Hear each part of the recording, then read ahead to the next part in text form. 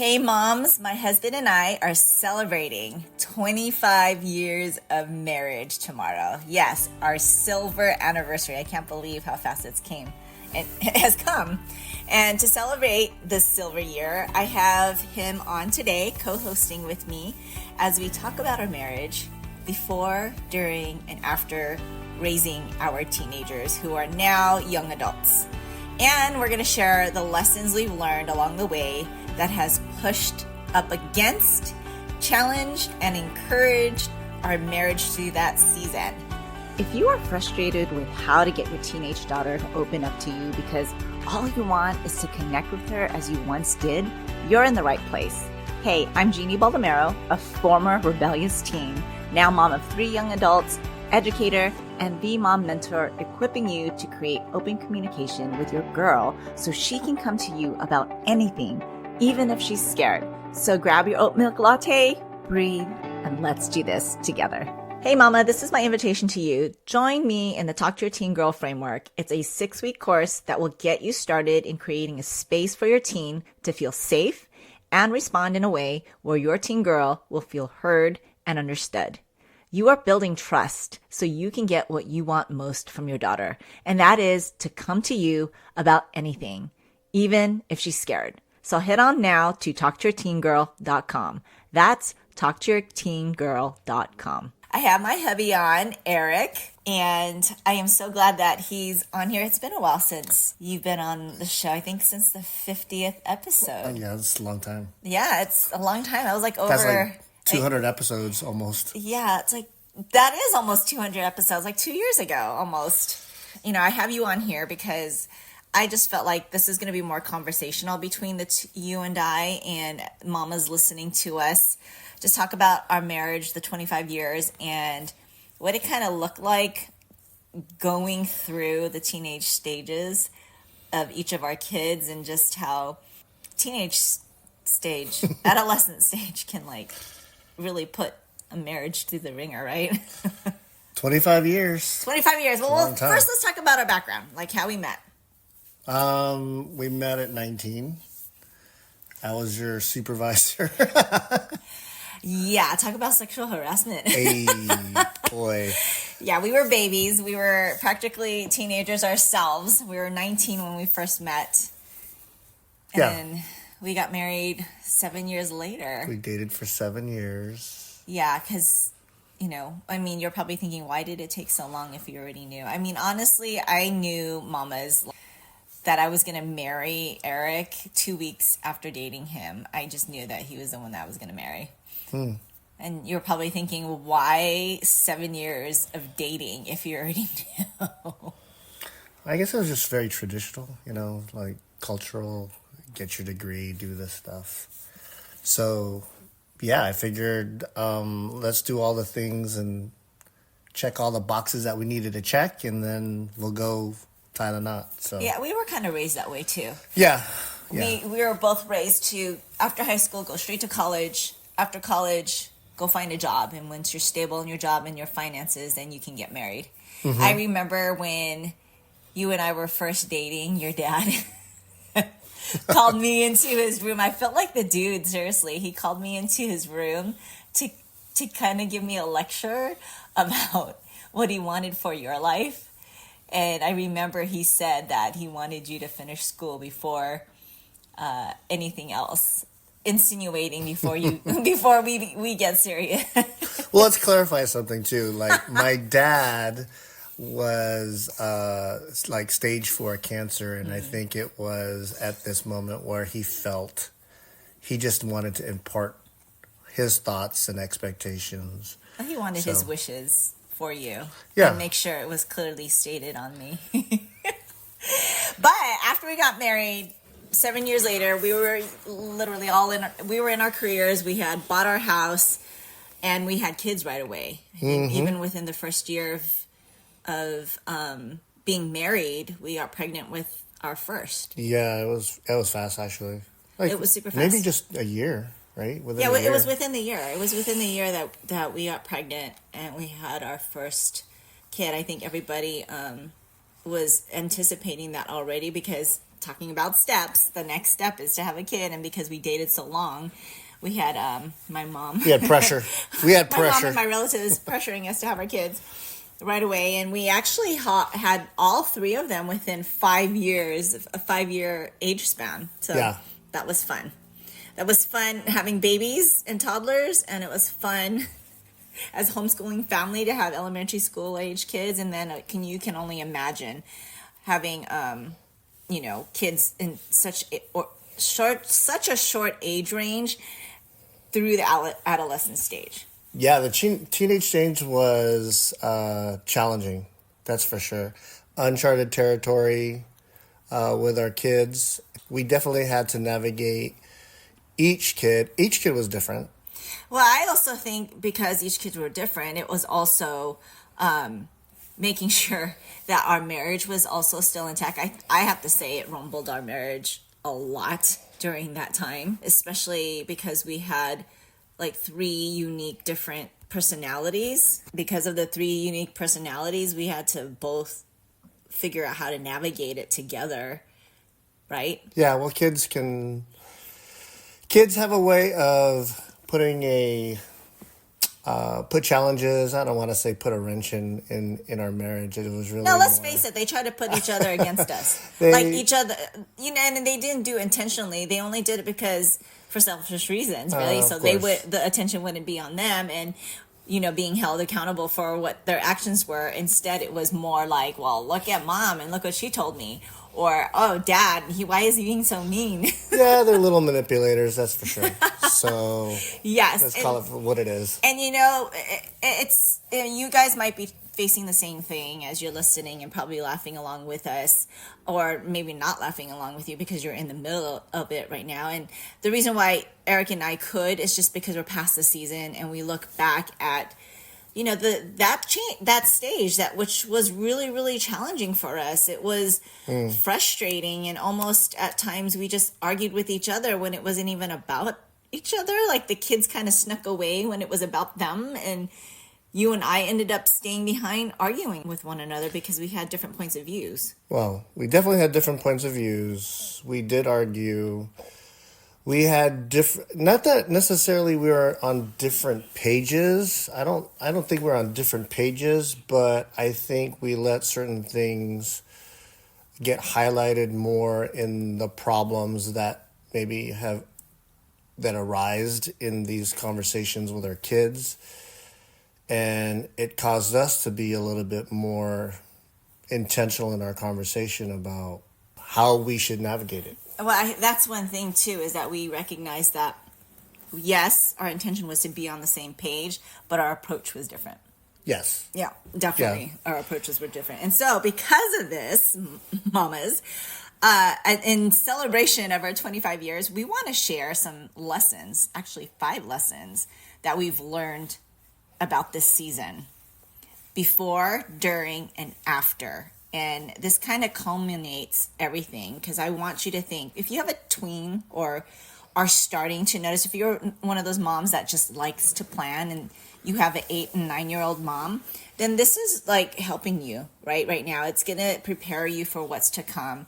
And those of you who are in the trenches right now, in the middle of raising your tween teen daughter, or even have, like us, kids in close proximity within the age gaps, that you're raising multiple adolescents at this time, maybe these can also help you as you're navigating through that season and gaining some of the wisdom that we've actually had to think about preparing for this episode, and really think about like how our marriage survived this season.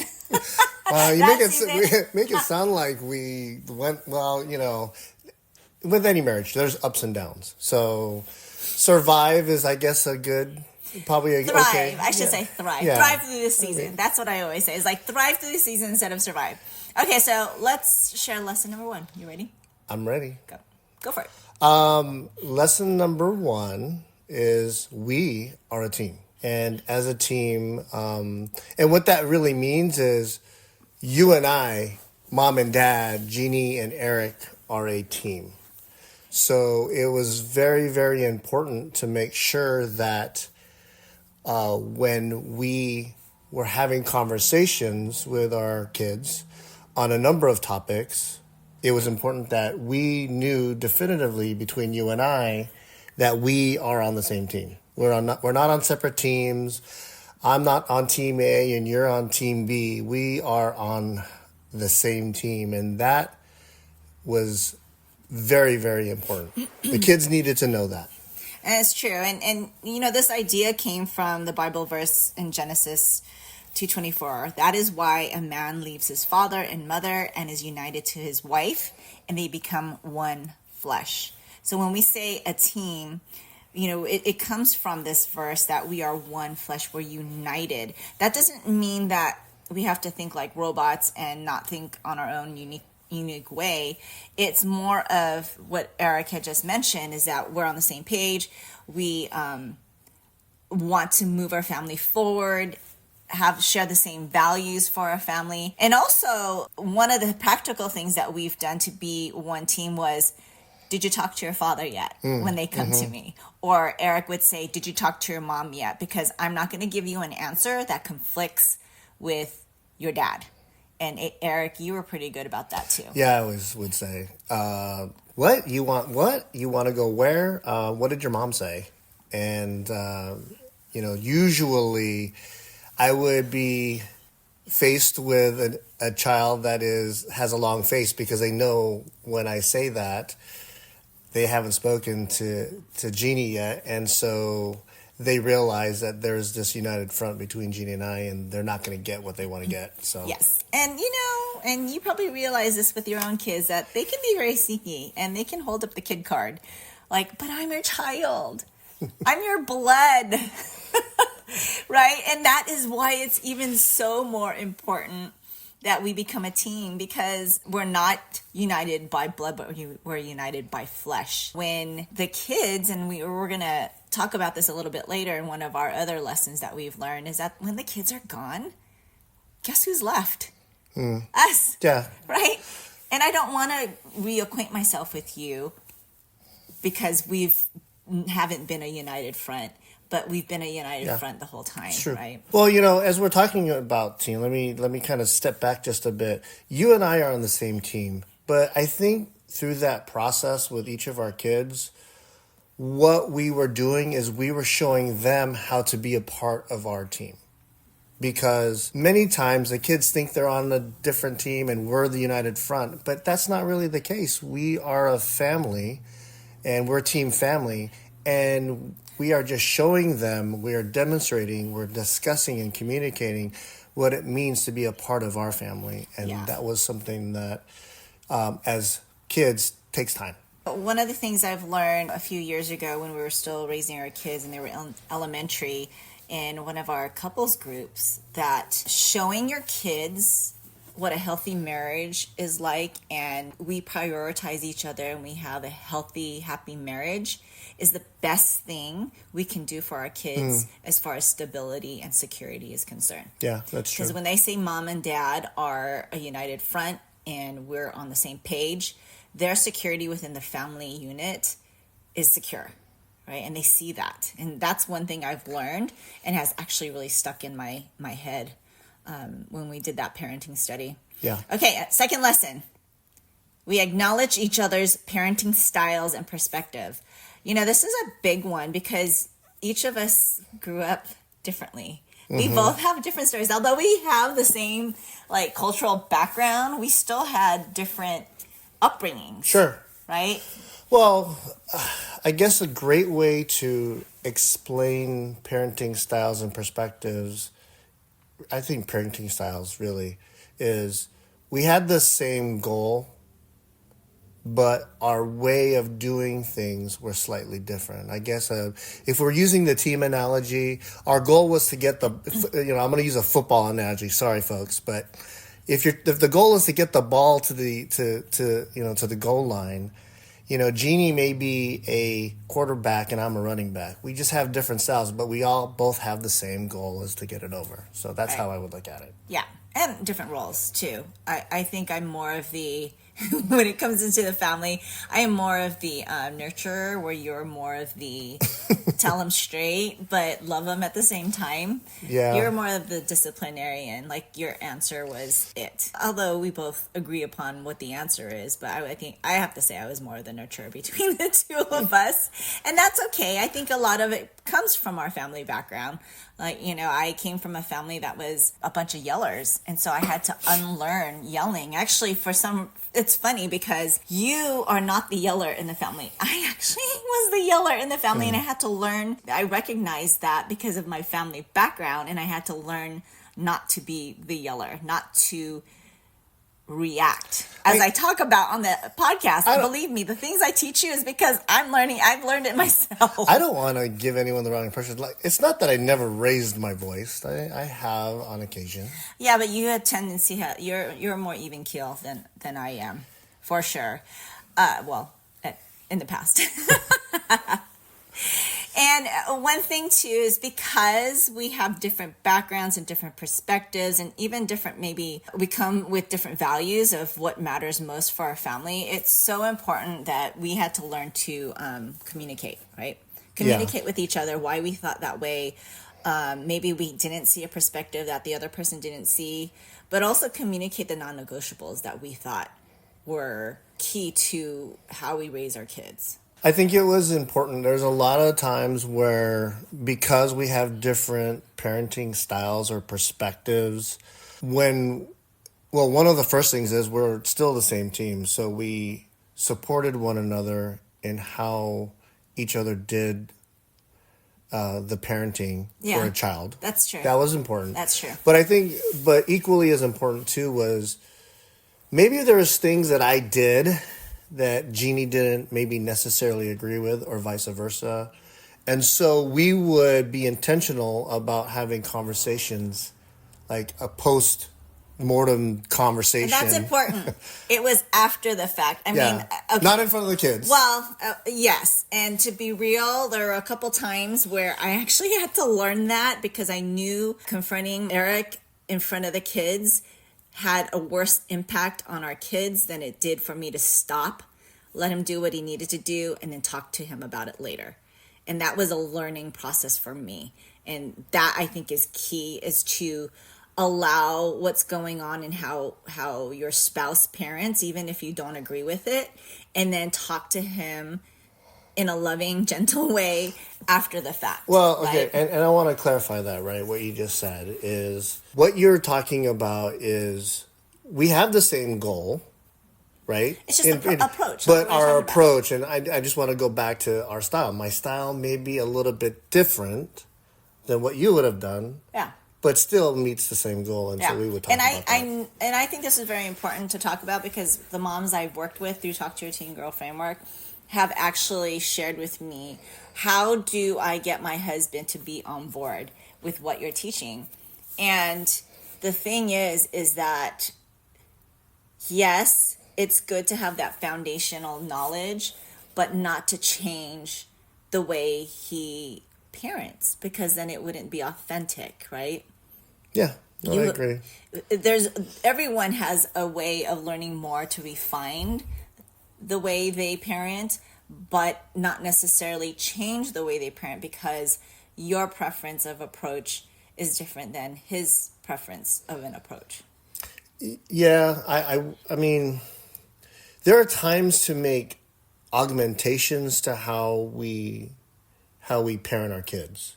Mm-hmm. I mean, we don't beat our kids or anything like that. Oh, jeez, no. I'm not, but... And they're a little too old now. Well, they're old now. For that. But I think it's important it's important that we are open to having those conversations where we as parents can discuss, well, maybe you could have done it this way, or you could have said this. So things we say, things we do, what helps us to grow in each other and in our parenting style. And it helped us for the next time that this would come around Right, because we've had that conversation Yeah. before. And just to know, it's not to beat each other up like, oh, you No. did this wrong. It's really a learning process, just like how we're learning how to communicate with our daughters. It's not to beat yourself up because you didn't do it right that time or it didn't go the way you wanted to go. It's a learning process. You learn from it, you refine, and you move on, and you improve from there.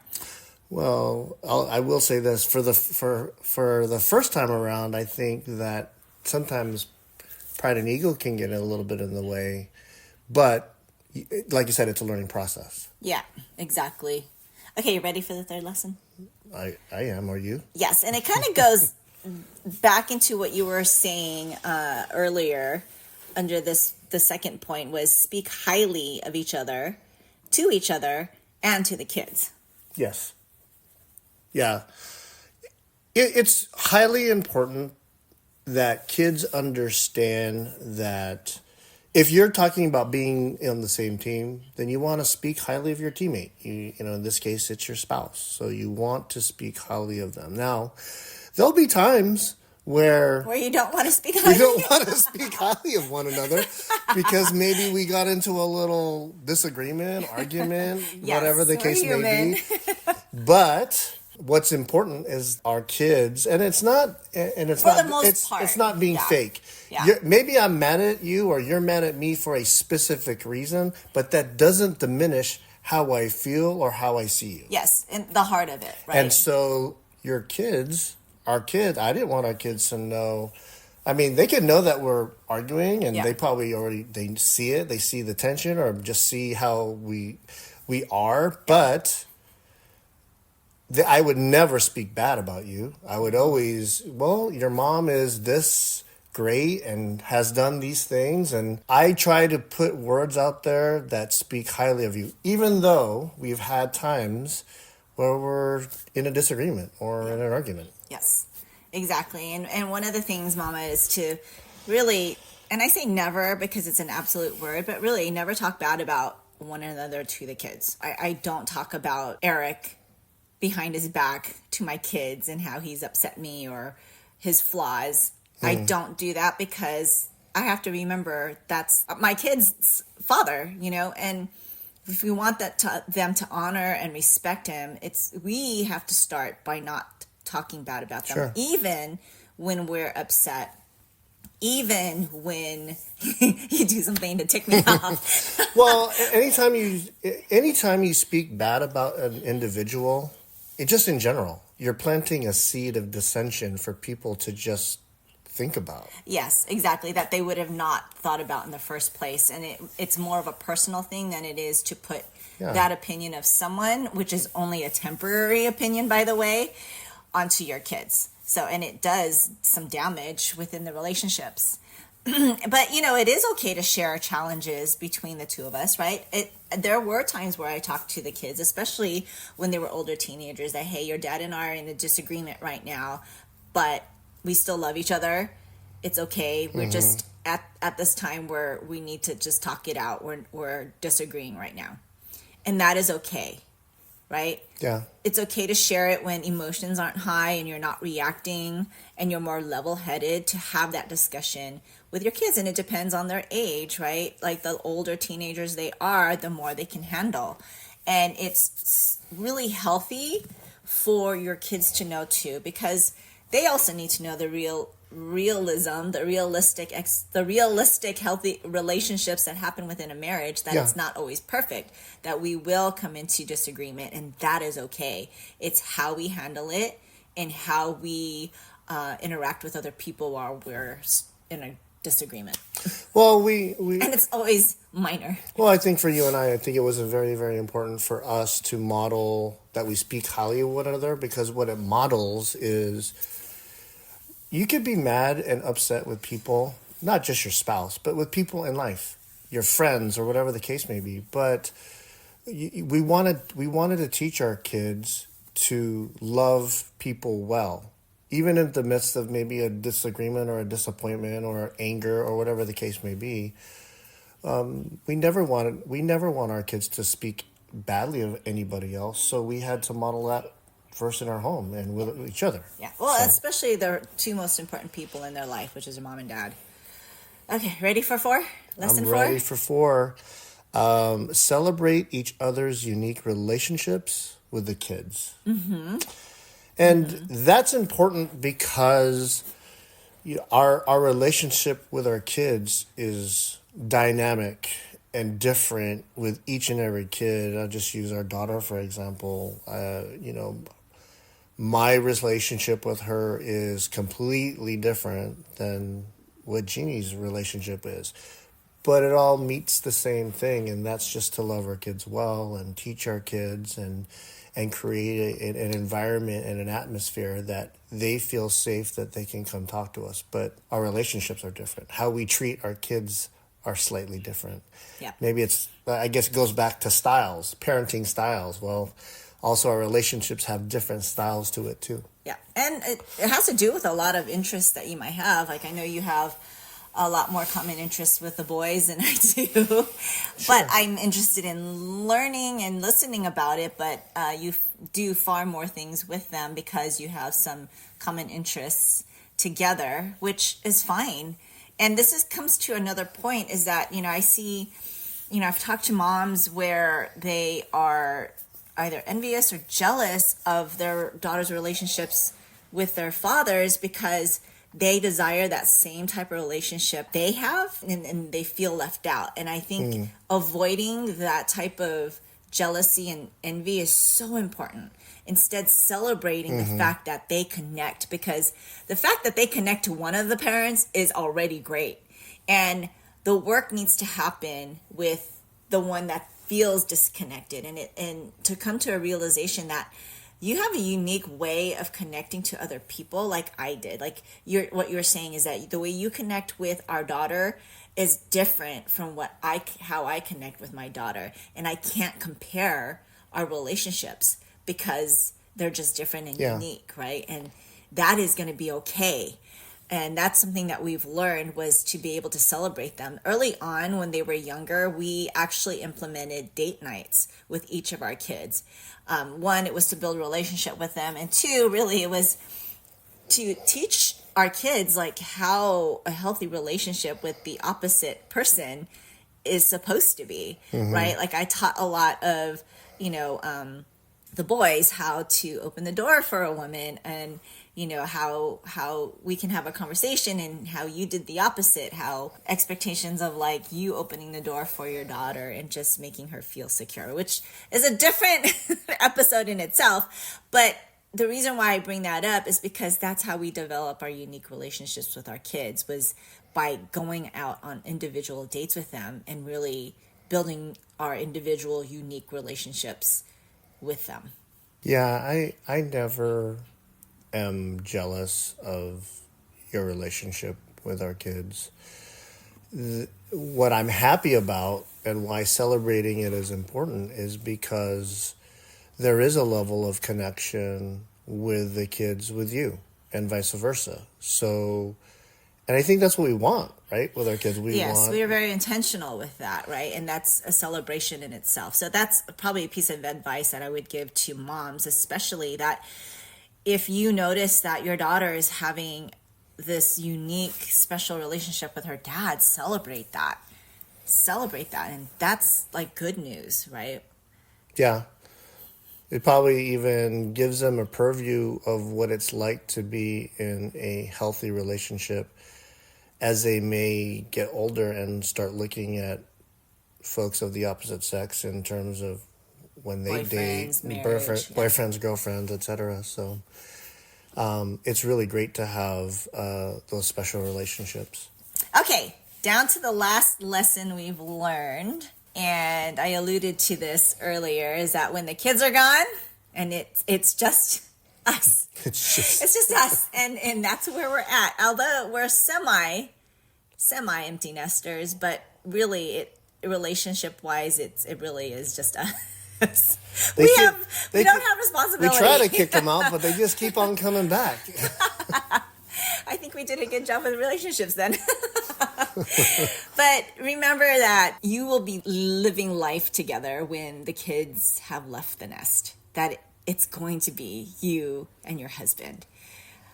I heard stories of people getting divorced after kids have moved out because they no longer know how to relate with one another. You know, you're just so busy. And I think we alluded to this, but we've experienced a little bit of that being busy raising kids, there's this underlying neglect in the marriage where connection wasn't happening.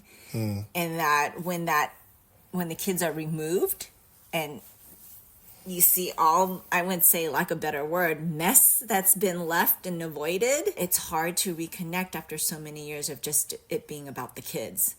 Yeah. Right. And so just to remember life after your teenager, when she's a young adult and is out, even if she's still at home, but you're not responsible for her, that you have your person that you married, the other half of your flesh, with you, and how is your relationship going to be like, right?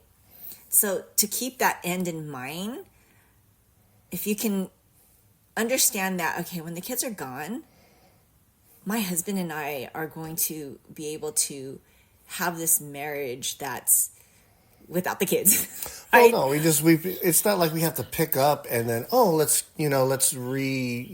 rekindle something, or let's restart. And I think by then it's not a little too late. It's never too late, but it's going to be harder. It's more challenging. So if you can think of the end in mind right now, if you're in the middle of the season of raising teenagers, just learn to prioritize what's important, right? If you know that marriage, just like I teach you with your teenage daughter, in Talk to Your Teen Girl framework, if your end goal is to be friends with your adult daughter, then to prioritize what's important now.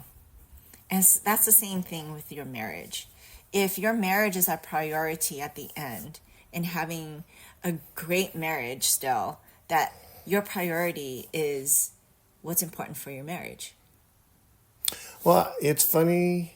I was just thinking while you were talking about, and you brought up a point, which is some parents, they're like maybe on the brink of divorce or whatever that, that looks like in their current situation. When the kids are gone and it's just us, I think it's important for them to see that we're happy that they're gone. They're moving on, and because they're independent, having their own life, and they see us having a good time. Yeah, and they're, and celebrating the 25th anniversary. I kind of like. I see it from our kids' perspective, like, hey, well, what about us? And, like if we wanted to go out and go have dinner, like, what about us? Well, what about you? You're old enough now. Like, we don't need to take care of you anymore. Right. And now, like Eric and I, we actually travel a little bit more without having to worry about who's going to watch the house or if the kids are going to be okay, because they are going to be okay. I don't mean that in a mean way. I mean, yeah, we love our kids, of course, we spend time with them. We love our kids and we want the best for them. But it's important for them to know that we're still we're still team mom and dad. That's not going to go away. And we're team husband and wife. And so when they see us saying, hey, have a great time, go do your thing, because we're going to do our thing. I think it's an important modeling for them to see that mom and dad are going to be okay, and so are they. They're going to be okay. And I also think it's something for them to look forward to if marriage is in their future, what a healthy marriage is going to look like as well, right? Because they've seen it. Okay, bonus. But you know what? It's really not a bonus, because we kind of covered this through all 5 lessons, that the common theme here, if you're hearing me, is communication. Communication is key. Communication is key to be one team. Communication is important to really talk about those non-negotiables and those values that come from our different stories and perspectives, and talking about our parenting styles. Communication is so important when we're talking highly of each other, and to our kids. Communication is so important when we're celebrating the unique relationships that our spouse has with their kids individually. And communication is so important whether it's verbally or even showing through actions what a healthy marriage looks like beyond being their parent after they've left the nest. So if you've gotten anything out of this, mama, remember, communication is key. It is okay to have the bumps, to have the experiences that refine you and your parenting and in your marriage, like Eric and I have, because otherwise we wouldn't have these 5 lessons that we've learned personally that we'd like to share with you. But we've gone through it too. We've gone through it, but communication has always been the theme. Absolutely. Communication is what continues to drive us forward. Communication is important because it allows not just us, but our kids to see clearly where we're headed, where we're going, and what the end result's going to be.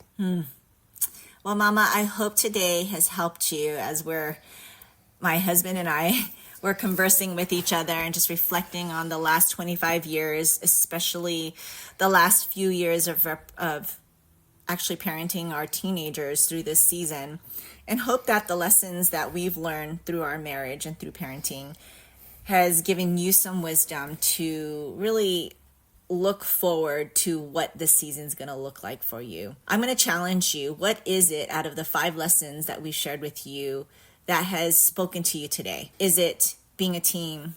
Is it acknowledging each other's perspectives and parenting styles? Is it speaking highly of each other to the kids? Is it celebrating their unique relationships? Or thinking about what the end you would like to see your marriage be like? What is it for you? And that is, write it down on a piece of paper. And that's something I would like for you to reflect on and really move forward into and consider as you're putting your marriage first in parenting your teens. So, Mama, I hope this has helped you. And if you know someone, another mama that's raising a teenage daughter that can use this episode, do me a favor. Can you screenshot it or even take the link and text it over to her right now? We want to be able to help other moms in this season be equipped and confident to communicate with other relationships in the season with her. Thanks again, and I'll see you next week. Hey friend, if this podcast inspired you or encouraged you or helped you in any way, I'd love for you to share it. You can screenshot this episode and share it in your stories on social media or text it to a friend who can use the support. It's the best way you can thank me. I want to let other mamas know they are not alone. I'd love to stay connected with you. You can find me at raisingherconfidently.com. Until next time, live full of grace, Jeannie.